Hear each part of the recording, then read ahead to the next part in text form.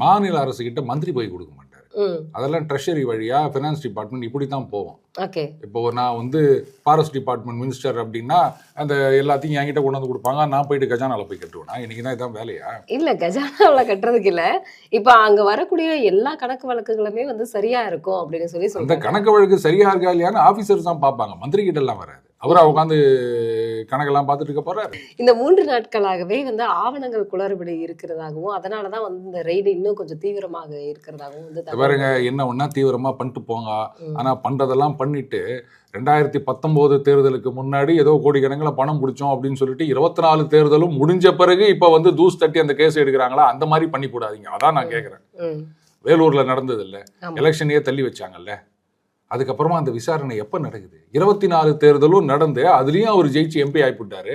அதுக்கப்புறமா அந்த விசாரணை எடுக்கிறாங்க. இவ்வளோ சுறுசுறுப்பா இவங்களுக்கு, இவ்வளவுதான் உங்க டக்கா அப்படின்னு லொடுக்கு பண்ணி கேட்பாரு. அந்த மாதிரி இருக்குது. அதனால நீங்க பண்ணுங்க, ஆனா பண்ணிட்டு சுறுசுறுப்பா கேஸ முடிங்க. Either this way or that way. இருக்குது இல்ல ஒண்ணுமே எவிடன்ஸ் இல்லையா, இழுத்து மூடிட்டாவது போங்க, க்ளோஷர் ரிப்போர்ட்டாவது பண்ணிட்டு போங்க. 10 வருஷம் 5 வருஷம் அப்படியே வச்சிருந்தீங்கன்னா ஜனங்க கடுப்பாயிருவாங்க.